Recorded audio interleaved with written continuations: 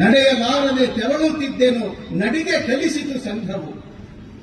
ನುಡಿಯಲಾರದೆ ತೊದಲುತ್ತಿದ್ದೆನು ನುಡಿಯ ಉಳಿಸಿತು ಸಂಘವು. ಈ ರೀತಿ ಸಂಘ ಒಬ್ಬೊಬ್ಬ ಸ್ವಯಂ ಸೇವಕ ಕಾರ್ಯಕರ್ತರನ್ನ ಬೆಳೆಸ್ತಾ ಬೆಳೆಸ್ತಾ ಬೆಳೆಸ್ತಾ ಇವತ್ತು ದೇಶದಲ್ಲಿ ಒಂದು ಪರಿವರ್ತನೆಯನ್ನು ತರಲಿಕ್ಕೆ ಸಂಘ ಪ್ರಯತ್ನ ಮಾಡ್ತಾ ಇದೆ.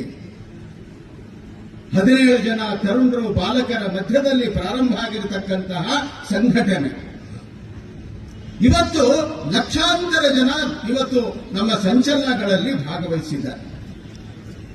ಹೀಗೆ ಕೋಟ್ಯಾಂತರ ಜನ ಸಂಘದ ಜೊತೆ ಜೊತೆ ಕೂಡಿ ನಮ್ಮ ಅನೇಕ ವಿವಿಧ ಕ್ಷೇತ್ರಗಳಲ್ಲಿ ಕೆಲಸ ಮಾಡ್ತಾ ಇದ್ದಾರೆ.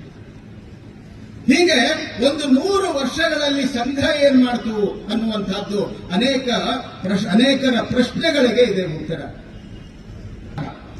ಅಸ್ಸಾಮು, ಮಣಿಪುರ, ಮೇಘಾಲಯ ನಾವೇನು ಕೇಳ್ತೀವಿ, ಆ ಭಾಗ ಅಲ್ಲಿಯ ಜನ ಭಾರತದ ಅಂದ್ರೆ ಉಳಿದಂತಹ ದೇಶದ ಒಳಗಡೆ ಬರಬೇಕಾದ್ರೆ ನಾನು ಭಾರತಕ್ಕೆ ಹೊಂಟೀನಿ ಅಂತ ಹೇಳ್ತಾ ಇದ್ದೆ. ನಾವು ಭಾರತದೊಳಗೆ ಇದ್ದೀವಿ ಅಂತ ಅವರಿಗೆ ಗೊತ್ತಿರಲಿಲ್ಲ.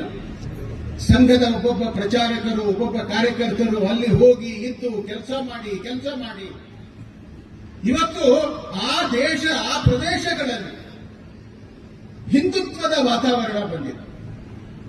ಅಂದ್ರೆ ಆ ಅಸ್ಸಾಮು, ಮೇಘಾಲಯ ಅಲ್ಲಿಯ ಮಕ್ಕಳನ್ನ ಭಾರತದ ಬೇರೆ ಬೇರೆ ಕಡೆಗಳಿಗೆ ಕರ್ಕೊಂಡು ಬಂದು ಅವರಿಗೆ ಶಿಕ್ಷಣ, ಸಂಸ್ಕಾರ ಕೊಟ್ಟು ಇಡೀ ದೇಶ ನಂದು, ಈ ರೀತಿಯ ಭಾವನೆಯನ್ನ ತರುವಲ್ಲಿ ಸಂಘ ಯಶಸ್ವಿಯಾಗಿದೆ.